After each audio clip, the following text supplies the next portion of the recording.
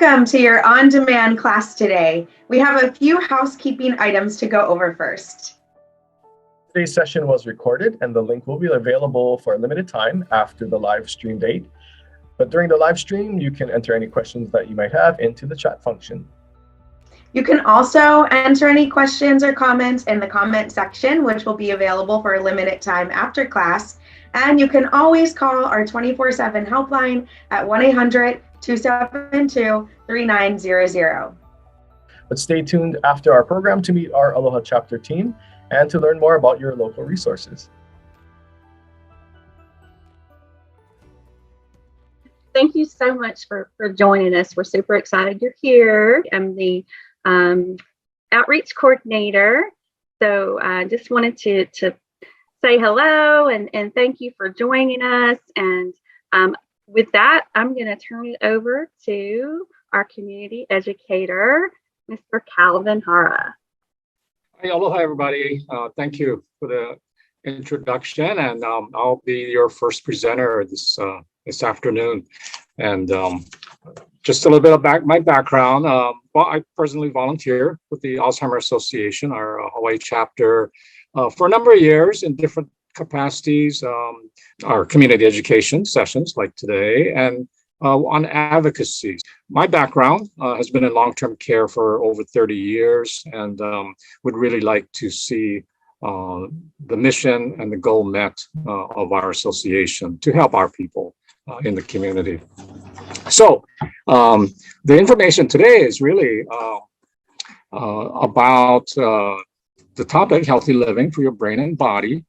This presentation is really to offer information based on research and recommendations about how we take care of our brain and body so we can age as well as possible. We're going to talk about a number of different topics, and really they're what we call strategies to help age well in the area of physical health and exercise, diet and nutrition, cognitive activity, and social engagement. And with that information, you'll be able to, have your own plan. As you know, everybody is different. We are all different. We may have similar interests, but our makeup is different. So let's start out with how human beings age. So there's things we have in common. Family, where we live. In terms of our genes. Has your hair turned color, what we call gray? For some of us, especially men, is there less hair? Those kind of things happen. Of course, skin care, we notice changes on our skin, or our eyes tend to change, and you need this to see and to read. But that all takes place on our own. No one dictates how that all happens. And, some of us get a little more concerned when those things happen, but, it is part of normal aging. And then a lot of it is genetically predisposed in how that happens. We also know that in some families, they'll say, oh, my grandparents had a long life. They lived to 101 or 99. And so that can be genetically as well. People tend to have longer lives in certain families. But on the other side, some families tend to have certain diseases that may limit the lifespan. So these kind of things are all beyond our control. There are things, though, however, that we can influence or have some control, and that's regarding our lifestyle or environmental factors and how we age. And so, we mesh all that together, and that's how we can come up with what we call, healthy aging. So let's talk a little bit about the brain. And of course, we, realize the brain is the central control of the body. There's 100 billion nerve cells or neurons that creates the branching network. And as you see in that little diagram, it's very involved. And They are, like a structure or branches of a tree, creating the network of pathways to which the electrochemical signals are sent to form how we think, the thoughts, feelings, and memories.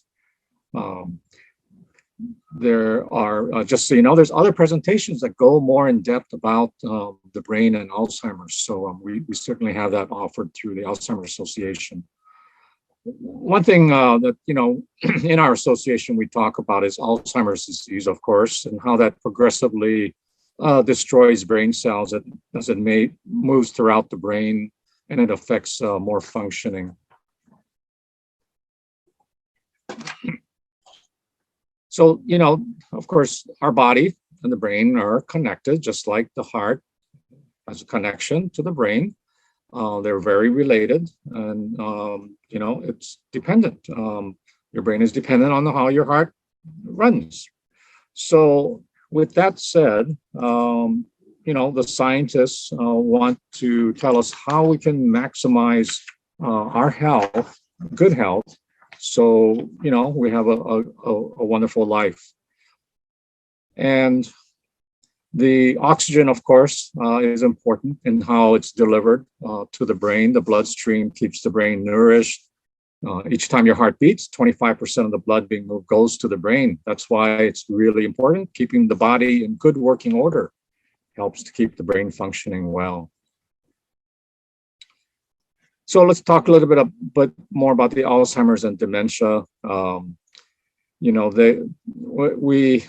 Of course, as we get older and we age, we enjoy, of course, various things in our lifestyle and our families, especially in Hawaii. We enjoy the ohana gathering, the holidays, the food, outdoor activities, and we may notice changes in how far we can walk or how far we can run, swim, but that can be just part of our normal aging.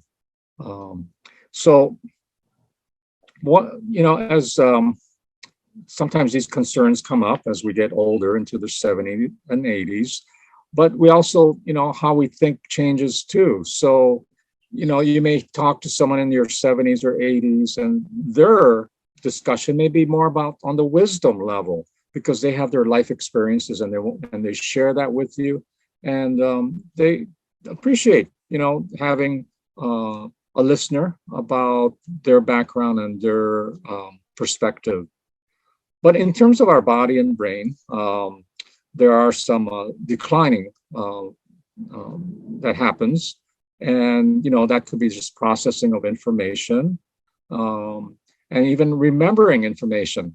I always like to ask, what did you have for breakfast 14 days ago? And some of you may say, that's easy. And that's because you eat the same breakfast every day. But for others, they don't remember. But if I asked you who your second grade teacher was, then you remember, because the long-term memory is reachable. So those things happen. But that's really, some of that is just part of normal aging. As I mentioned, there's really no pure prevention, cure, or even to really slow down the progression of Alzheimer's disease. But we can control our habits, how we maintain our health, and that, is going towards good brain health. Dementia, just so you know, is more of a general term. It's caused by many different diseases. Some of the more common ones could be like vascular dementia, related to, the heart functioning and strokes. So the decline in memory or other functions become more noticeable with dementia. And it's a umbrella term. As I mentioned, Alzheimer's is one type of dementia, and it's really the most common type of dementia. There are therapies or medications to help treat symptoms for a limited period of time, but it doesn't really slow down the progression. The Alzheimer's Association has a wealth of resources on dementia and Alzheimer's, and I'll cover that a little bit later. So let's kind of move on to how we take care of ourselves. And those of you that are active participants in the Walk to End Alzheimer's, that's a great way, walking. So, but we'll talk first about changes that can help the body and brain age well. And so some helpful hints are do what you enjoy, make gradual changes, and start now regardless of your age. There's no limit on age to get started. And you can think about, how you can make changes that affect more than one area to maximize the health benefits. Okay, physical health and exercise, and I'm sure you've seen research studies or magazine articles. You've done Google searches on how physical activity is helpful. Of course, it helps the brain health. It really, and scientists have said, it lowers the risk of cognitive decline. So, the more you move around, and I'm sure you've been in different type of exercise and you feel good afterwards. You feel like you've succeeded in some good, healthy exercise. So that all adds to reducing some of the dementia risk factors, and also other physical conditions such as high blood pressure, diabetes, and high cholesterol. There is no one recipe for all. It depends on where you're at and what you feel comfortable doing. So what you really, what we recommend is, do what you enjoy, that you like getting up and going out and doing something. So I live over here in Oahu by Diamond Head, and there's a nice walk, looking at the ocean. The surfers are out there, other walkers, people with dogs. It's a very nice environment, the fresh air. So things like that, find a location where you enjoy walking or other exercise. And, if you need to start on a short distance, then, start short and then build it up. So that cardiovascular activity on a regular basis does help. The CDC, the Center for Disease Control and Prevention, does make recommendations, things like, move safely to prevent injury, ask friends to join you, wear good footwear. You don't want to have something that may contribute to a slip or a fall. And, your physical activity can be a social activity as well. I've seen many mall walkers in the mall because it's cool, and they are socializing and talking while they're walking. There's a multitude of exercises, whether it's the latest activity, pickleball or tennis, yoga, all that good stuff. We recommend, of course, checking with your doctor because, there might be some medical reason to just run it by your doc. What I like to say about, lastly about this is your brain is waiting for you. Some of the concerns, that, we talk about, and your doctor may have said, if you're a smoker, to stop smoking, alcohol, not in excess, but in moderation, get enough sleep, avoid head injuries, and manage your stress, and stress is not good for your body.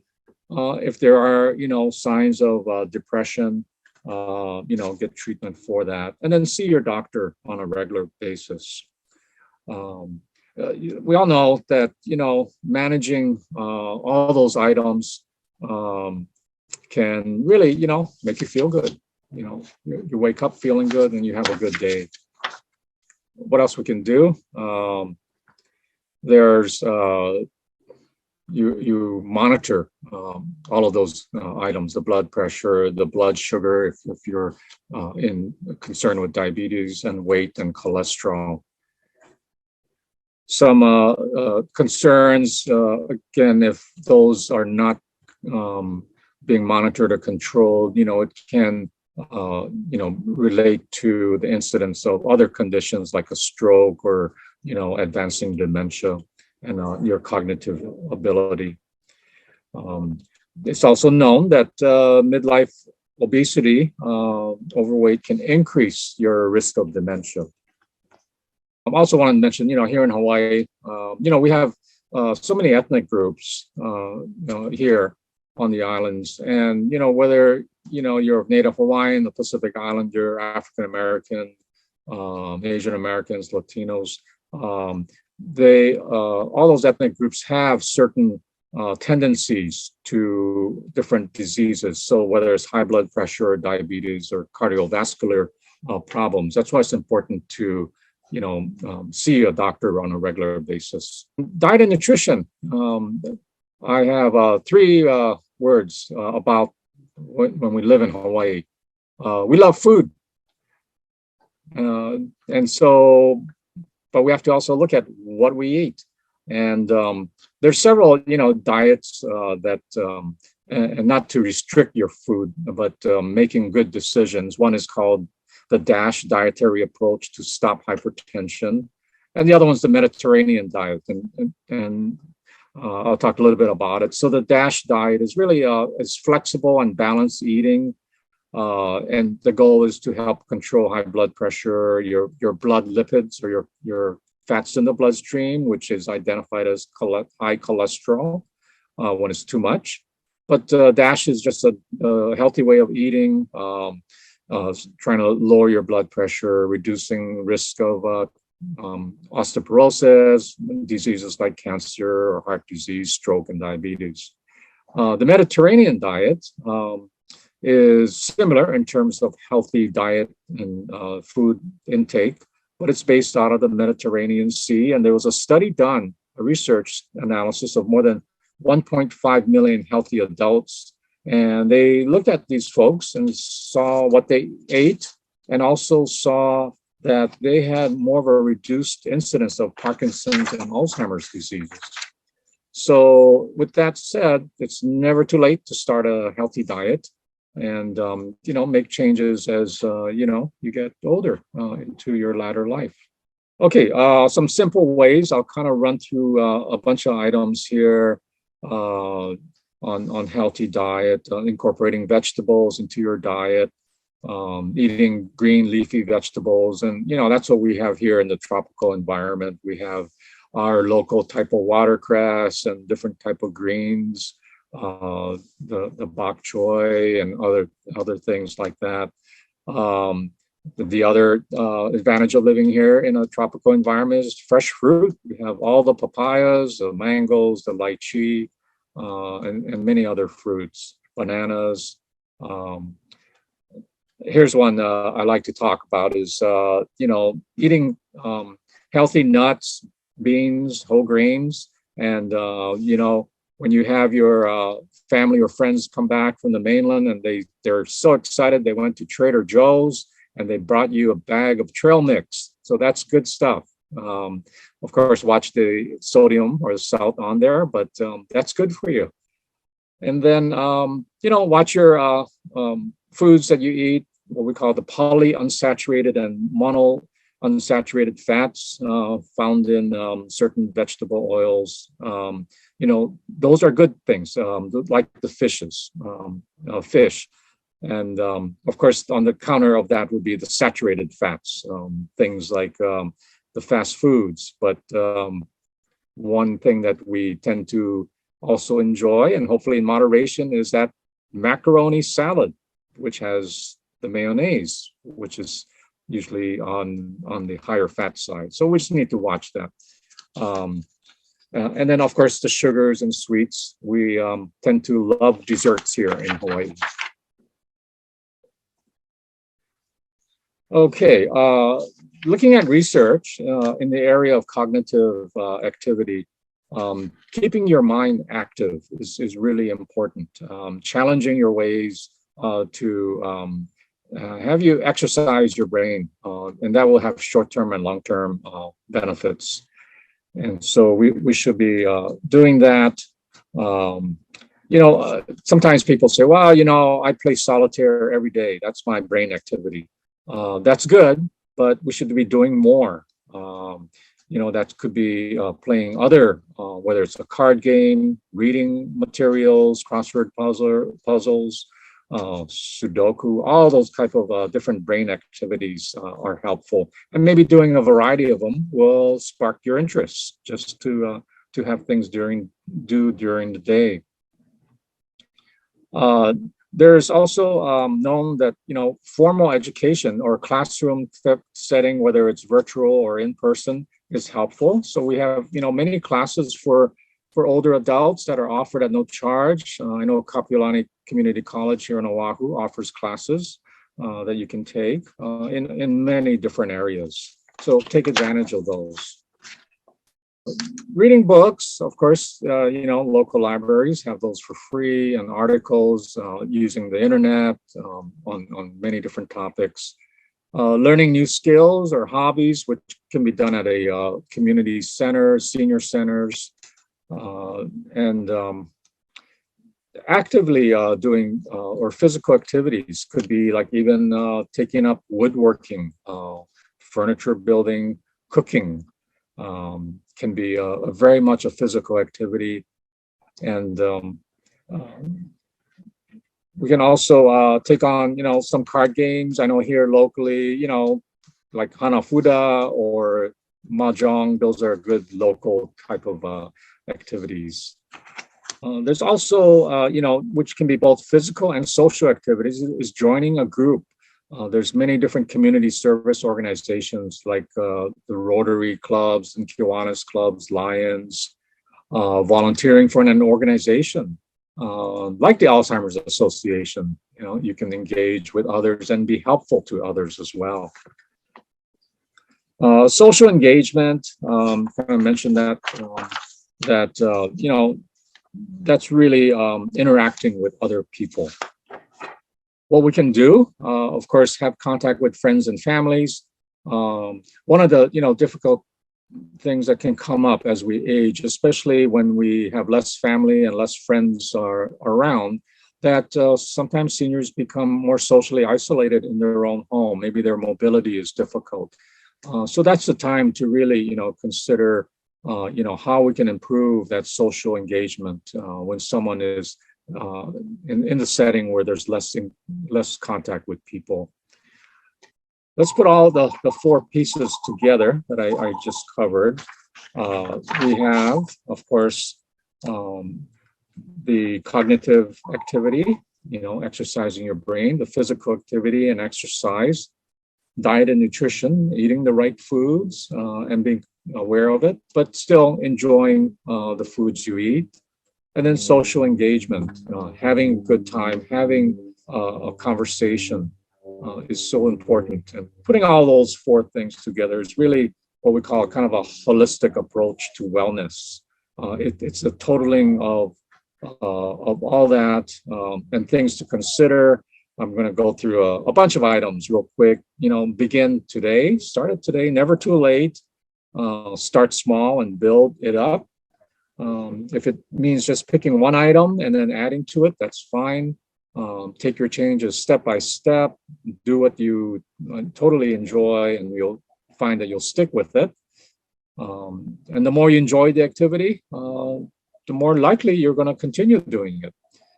You can manage your time with your activities, make healthy choices, exercise, again, eat a nutritious diet or meal. Make a plan. If you need to document or use a workbook or notebook, that's fine. That helps you. And then you can keep track of your progress. I know folks that have tracked, their goal was to lose weight, so they would make notes of that. And then they're very proud at the end of 30 days, 90 days. And then, get support from others. That's fine. Let other people know what you're doing. Engage in activities that will, maybe you can celebrate your victories together. Have fun. And then, don't forget to reward yourself. Whatever you feel is inappropriate, how you reward yourself. Going out and enjoying an activity or a concert, having a special lunch. Those are all good, helpful hints. This is a part about being a consumer and being savvy about it. Be cautious of what you hear and read. We have resources at the Alzheimer's Association, along with your doctor and even your pharmacist if it's a medication related. So with that, to conclude, this slide here just covers what we have at the Alzheimer's Association. There's a 24/7 helpline with experts in the field to help you at any time during the day or evening. We have the website alz.org, and you can also call our local chapter for information. There's resources to connect you with what you're looking for, and just a multitude of information. And there's many other educational sessions that you can find here through the association. So with that said, I do thank you all for being on our session today. I enjoy presenting. Hope soon, sometime in this year, we can all have some in-person sessions so we can enjoy that part of our social activity. So with that said, I'm going to turn it over. There's another special video that Spence will present. Thank you. Thank you, Calvin. Wonderful presentation. Really covered the 4 main pillars of brain health.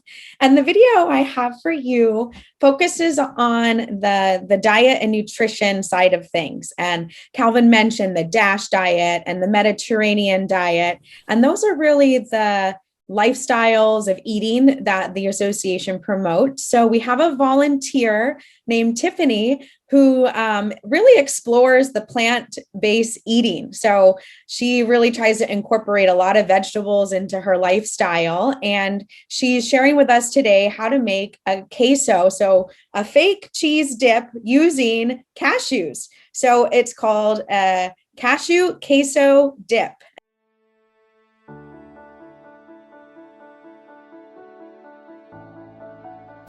Hello everyone, mahalo for joining today's class on healthy living for your brain and body.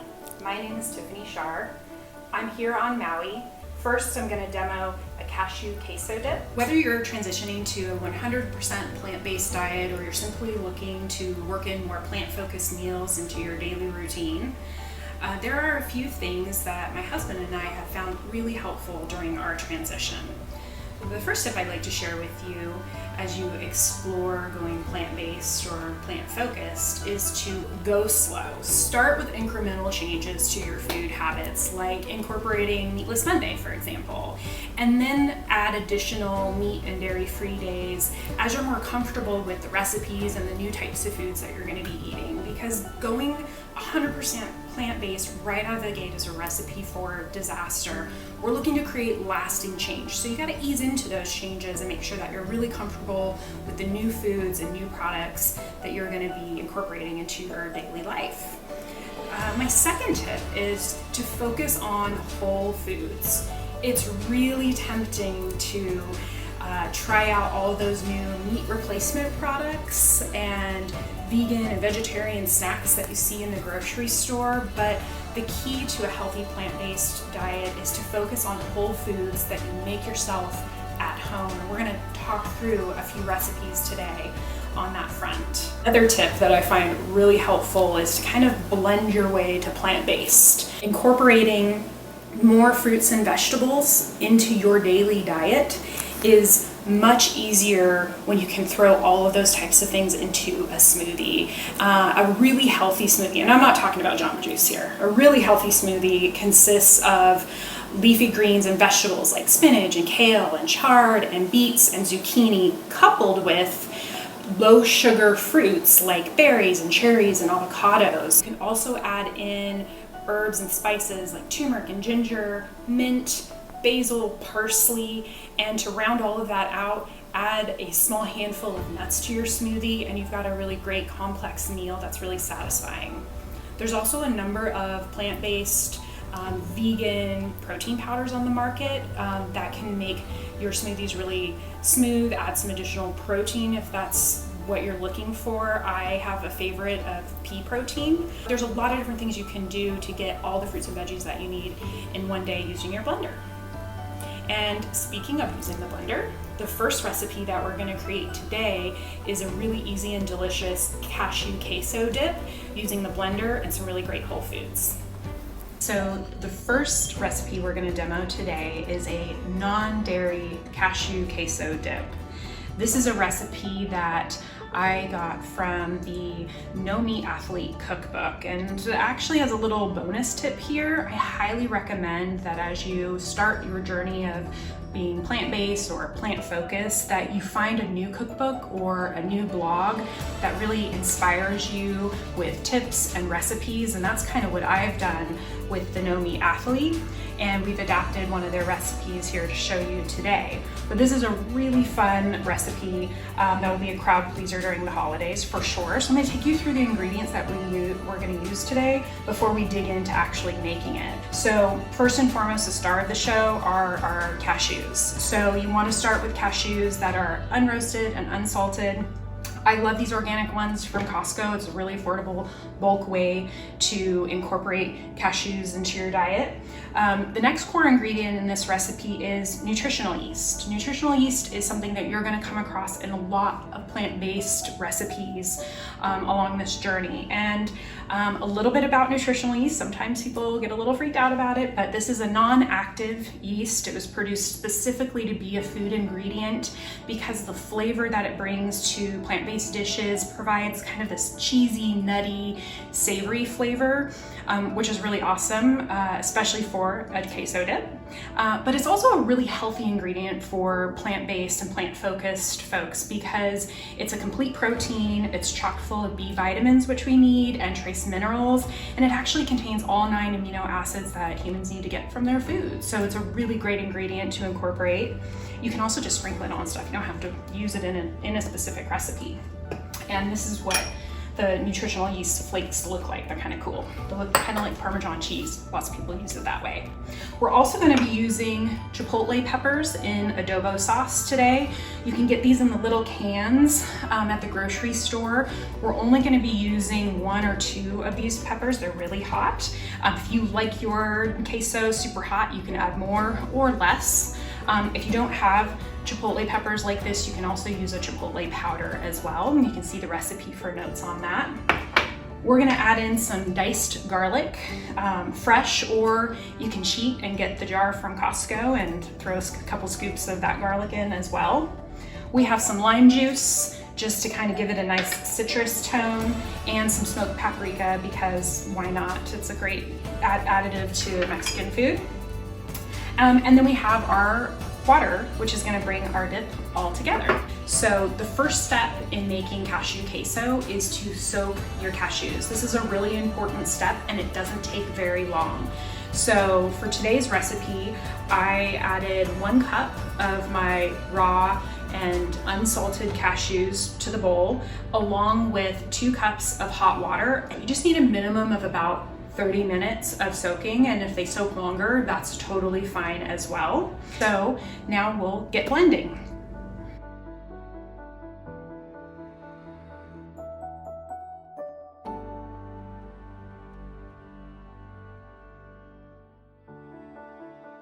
Here you go. Here's your cashew queso dip.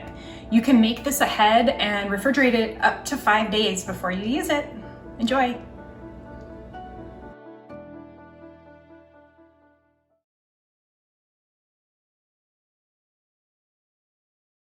Did you know that the Alzheimer's Association provides around-the-clock Alzheimer's disease information and supports? Aloha, I'm Nick Los Banos, Hawaii Island Regional Coordinator for the Alzheimer's Association. The 24/7 helpline is a free service from the Alzheimer's Association that provides support to people living with Alzheimer's, their families and caregivers, and the general public to provide support in decision-making, crisis assistance, or education on issues and situations being faced by people living with Alzheimer's and their families every single day. You can also call the helpline to learn more about Alzheimer's disease and other dementia, and about programs and services in your local area. Services are available in over 200 languages through our bilingual staff and translation services, as well as through our TTY services. So call the Alzheimer's Association 24/7 helpline at 800-272-3900.